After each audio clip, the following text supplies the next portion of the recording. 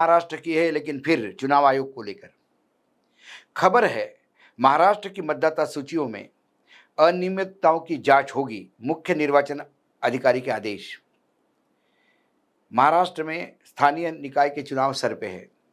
ऐसे में यदि आदेश आते हैं और यदि इसको मैं एक्सरे में देखता हूं, तो सबसे पहले जो प्रमुखता से मुझे दिखाई देता है, क्या महाराष्ट्र में स्थानीय निकाय के चुनाव बैलेट से होंगे?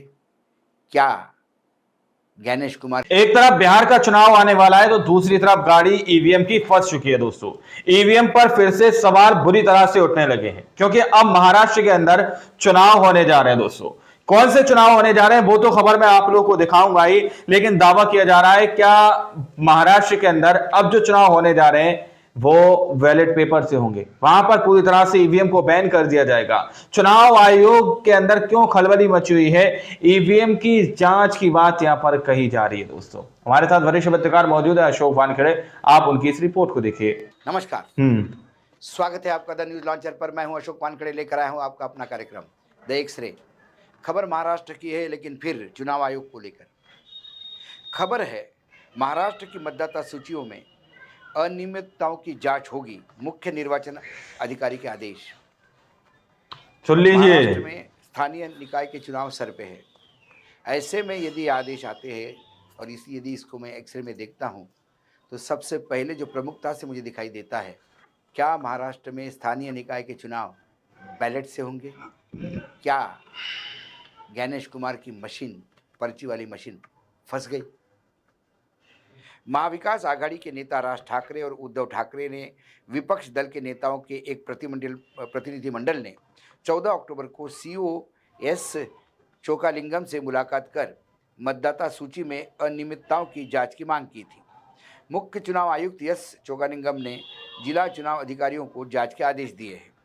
बता दें कि कुछ महीनों से मतदाता सूची में गड़बड़ी का मामला तूल पकड़ रहा है।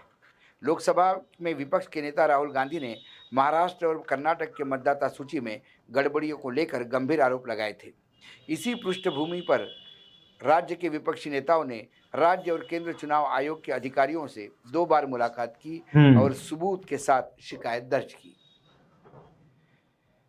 मुख्य चुनाव आयुक्त ने जिला कलेक्टरों को मतदाता सूची में त्रुटियों की जांच कर विस्तृत रिपोर्ट सौंपने को कहा।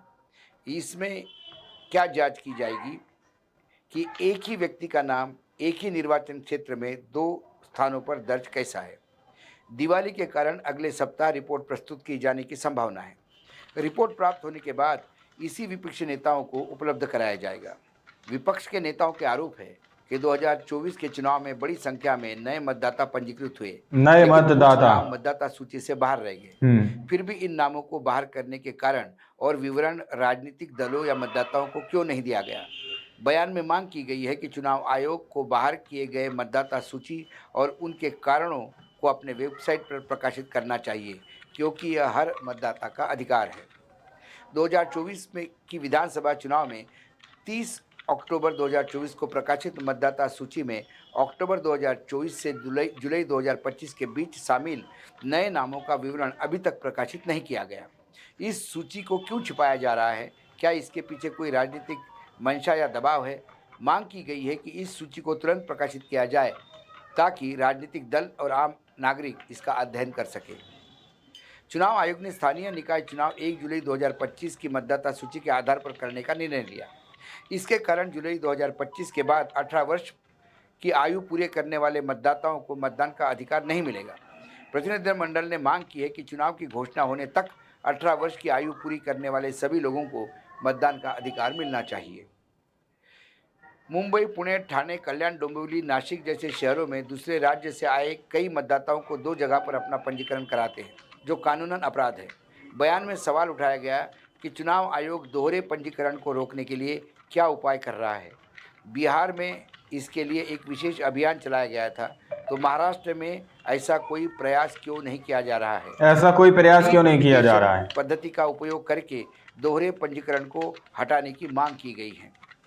चुनाव आयोग ने कहा कि वह नगर निगम चुनाव में वीवीपैट का इस्तेमाल नहीं करेगा, क्योंकि उसके पास पर्याप्त ईवीएम मशीनें नहीं हैं।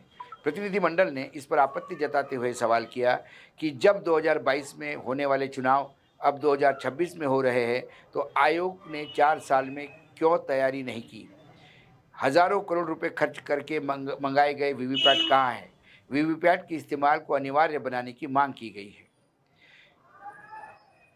मुंबई महानगर पालिका चुनाव बैलेट से होगा क्या? यदि चुनाव आयोग वीवीपैट सुविधा वाली ईवीएम मशीन उपलब्ध नहीं करा सकती, तो मुंबई महानगर पालिका के चुनाव बैलेट पेपर कराने की मांग की गई है। कुल मिलाकर ये जो स्थिति बनी है महाराष्ट्र में लोकसभा चुनाव और विधानसभा चुनाव के नतीजों में इतना ज़बरदस्त फर्क आया।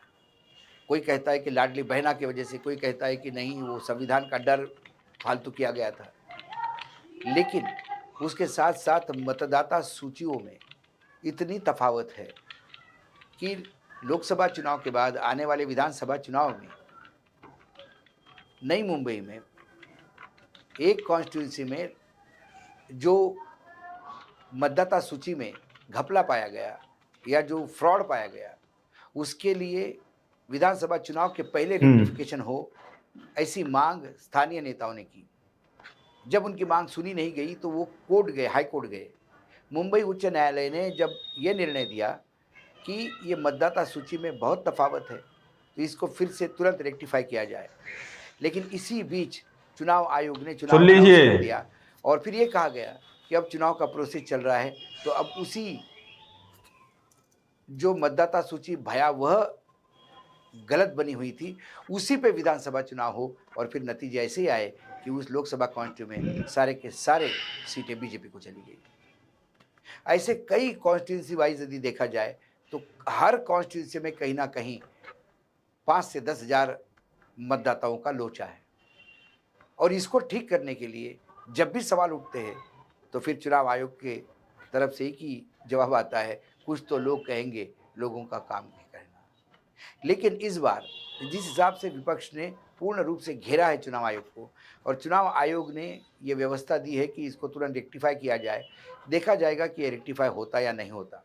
दूसरी बात, यदि पुरानी मतदाता सूची पर ही चुनाव होने होंगे, चुनाव 4 साल देरी से हो रहे हैं, तो मतदाता सूची आपको रेक्टिफाई करनी होगी। यदि आप ये सोचोगे कि नहीं अब 4 साल पुरानी ही मतदाता सूची पे वोटिंग होगा, तो जो 18 साल जिन्होंने मतदान का जो उम्र पाई है, उनके अधिकारों का कौन रक्षा करेगी? वो कोर्ट में भी जा सकते हैं, मामला और पेचीदा बन सकता है। इसी बीच ईवीएम मशीन पर्याप्त नहीं है, वीवीपैट पर्याप्त नहीं है, यदि ये बात बताई जा रही है, तो फिर क्या ज्ञानेश कुमार का आयोग फंस जाएगा और उन्हें बैलेट पेपर पे चुनाव करवाना पड़ेगा, जो विपक्ष की मांग बहुत पुरानी है। जब मैं एक सिरे से देखता हूँ तो मुझे बहुत रायता फैला हुआ दिखाई देता है। देखते हैं दिवाली के बाद कलेक्टर्स क्या नए मतदाता कितने जिलों में कितना रेक्टिफिकेशन वो बताते हैं। आज न्यूज लॉन्चर पर इतना ही, कल फिर आता हूँ किसी विषय के साथ। तब तक के लिए नमस्कार, देखते रहिएगा द न्यूज लॉन्चर। दोस्तों, आप लोगों ने इस वीडियो को शुरू से आखिर तक देखा। वीडियो के अंदर साफ तौर पर बात की गई है कि किस तरह से महाराष्ट्र में बैलेट पेपर से चुनाव कराने की बात कही जा रही है। हालांकि बिहार के अंदर भी ये मुद्दा उठाया जा रहा है कि बिहार के अंदर भी बैलेट पेपर से चुनाव होना चाहिए, लेकिन महाराष्ट्र के जो नगर निकाय चुनाव की बात कही जा रही है, वहां पर भी चुनाव जो होने जा रहे हैं उसको बैलेट पेपर से होने की बात कही जा रही है दोस्तों, और ईवीएम की जांच की बात कही जा रही है। अब आप लोगों ने इस रिपोर्ट को देखा सुना, आप लोग इस रिपोर्ट के बारे में क्या सोचते हैं, क्या समझते हैं? अपनी राय कमेंट सेक्शन में जरूर दीजिएगा। मिलते हैं अगली वीडियो में, जब तक के लिए जय हिंद, जय भारत।